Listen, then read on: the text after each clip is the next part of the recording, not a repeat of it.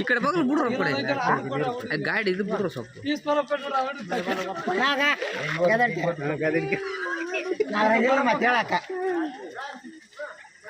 side ಬರ್ರಿ ಅಕ್ಕಡೆ ಎಲ್ಲರೂ ಅಕ್ಕಡೆ ಬಂದು ನಿಂತಾರೆ ಹಿಂಗ